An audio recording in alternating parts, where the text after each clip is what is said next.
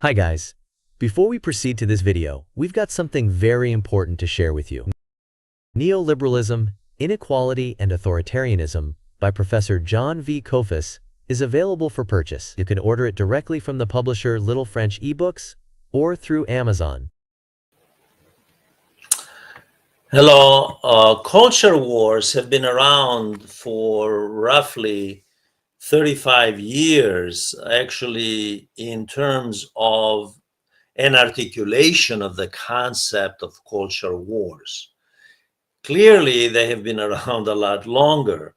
They have been around as long as society, as civilization, actually.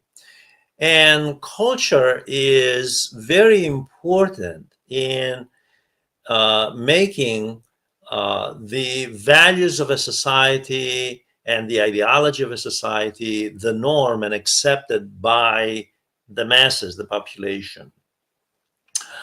The so-called culture wars of today are in some respect not that dissimilar. There are similarities, there are also differences with the late 19th century German culture wars called Kulturkampf in German cultural struggle during the Prussian-dominated state of Germany under Chancellor Otto von Bismarck that was interested in imposing a norm of German culture and differed with certain concepts, communitarian values of the Catholic Church in the late 19th century. Kulturkampf was also used and manipulated and became an integral part of the Third Reich under Adolf Hitler. Adolf Hitler and the Nazis used Kulturkampf, of course, along with social Darwinism, another late 19th century ideology, pseudo-ideology, social Darwinism, which basically is rooted in racism and white superiority, in this case, Teutonic superiority, German superiority concept to justify, of course, German expansionism during the Third Reich.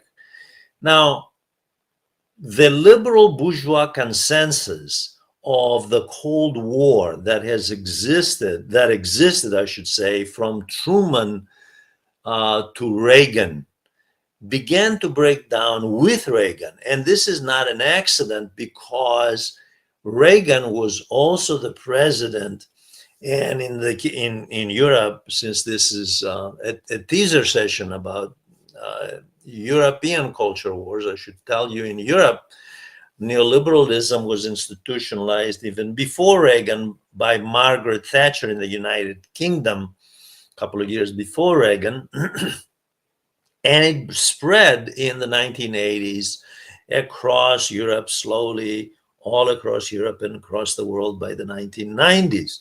So what we have basically is a neoliberal political economy based on the supremacy, the primacy of the market, and effacing, gradually weakening the Keynesian social welfare state, which was designed back in the 1930s during the Great Depression by the economist, of course, whose name this bears, is John Maynard Keynes, the English economist.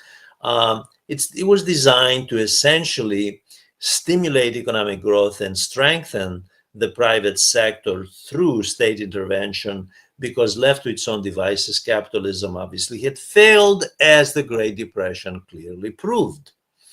Now, in slowly phasing out the Keynesian social welfare state, what happens is we see the simultaneous rise with culture wars. Reagan was very much into culture wars.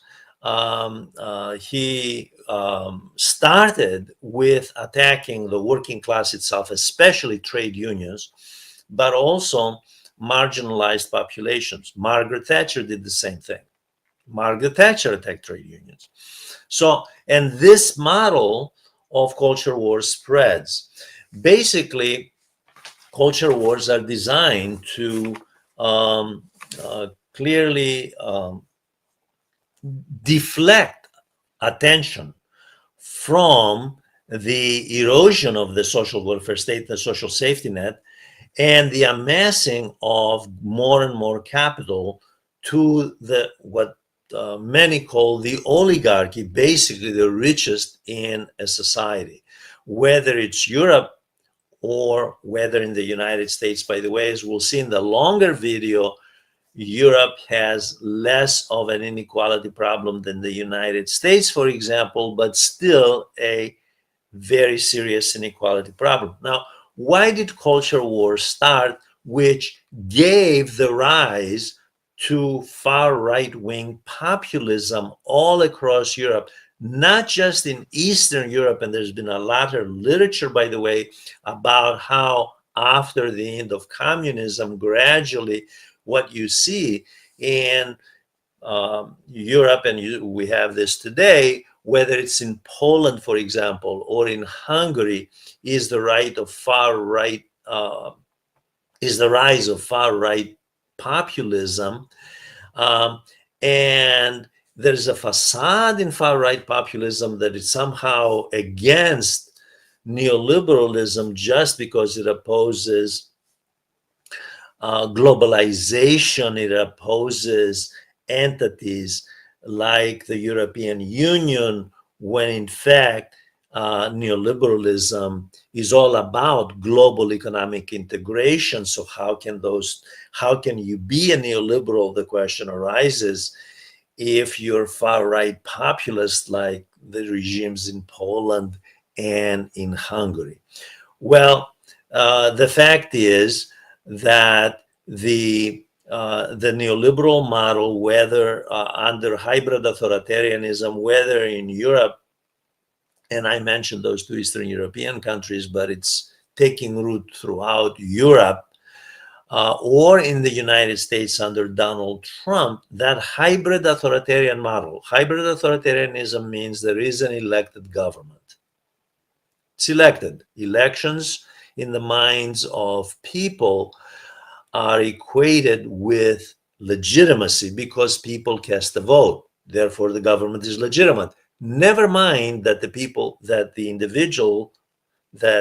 individuals they voted for, invariably, not always in the case of Europe, certainly in the case of the United States, that is true, but not always, have been beholden to large business interests, very wealthy elites, the oligarchy, in other words, who help to finance their campaigns. And so therefore, the policies they pursue are designed to strengthen capital at the expense of labor, at the same time as they are cutting social welfare programs.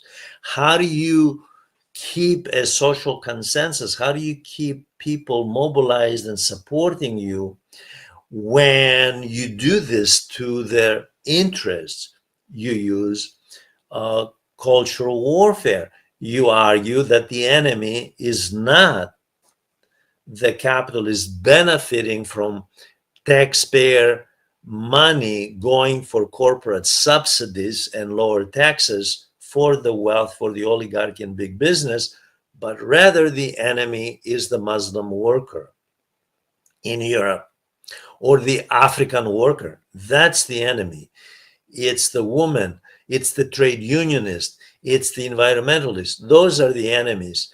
They are diluting the wholesomeness of European society, the purity of European society. So the idea of the far right using culture wars is to camouflage the reality of downward social mobility, which has been chronic, by the way, in the last 40 years or so, downward social mobility, and massive capital concentration. As we'll see in the longer video, there is even greater capital concentration in the United States than there is um, in Europe. In Europe, and there is, however, there is more poverty in Europe because there are many European states, and if you exclude Northwest Europe, where the living standards are much higher, what is called the European periphery, namely Southern Europe and Eastern Europe, what you have is much higher poverty level across Europe than you do in the United States. The United States, I believe it's around 12%. In Europe, it's close to 17, according to some statistics, even higher. So much higher in Europe. However, the level of inequality, because Europe continues to maintain a social safety net that is much stronger in terms of healthcare, education, for example, childcare, they have a stronger safety net, as we'll see again in the longer video, than does the United States. The United States is trying to erode that, whatever is left of that as well. Now, culture wars come in and they provide a distraction. They ask the citizen to focus not on the neoliberal social contract, which is at the root of the problem of downward social mobility, higher cost of living, lower living standards, not at that, not on class warfare, which has been declared by capital, not on, by the way, the war on migrants, on the immigrants, on the marginalized population is an integral part of class warfare. This is a very important point. We'll explore it even more in the longer video. And there are, by the way, scholars who argue that, well, Europe, Europe's challenge is really not just the economy, it's really the struggle for identity. It's really, and these are liberal scholars and journalists as well, it's really about culture, about cultural identity. The fact is that culture is an integral part of the political economy. Culture is molded by the political economy. And in society, from ancient times to the present, the hegemonic culture, the dominant culture, is molded by the elites. They control the institutions that mold the dominant culture. There are subcultures, but they are also influenced by the dominant culture.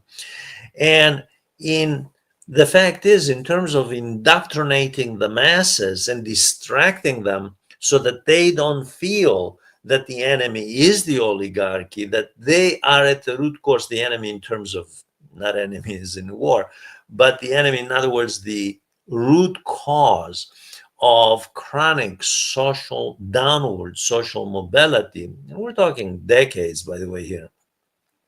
It's not just the Great Recession of 2008, and it's not just COVID, it's not just the war in Ukraine, as far as Europe is concerned. It's the cumulative effect of all this that has contributed to downward social mobility. So it is that there is a social contract designed to perpetually transfer income from the bottom up. When you have a weak working class, you have a weak middle class. When you have a weak middle class, you don't have a strong democracy. So this hybrid authoritarian model is an integral part of the neoliberal social contract.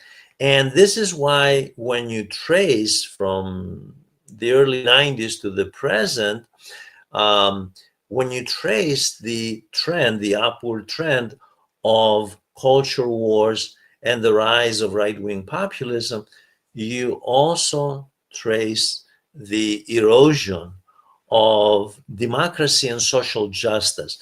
Not that the liberal bourgeois consensus ever had at its core social justice. It was on the sidelines, but there were remnants of it because the Keynesian social welfare state was part of it. I ask you to join me for the longer analytical video.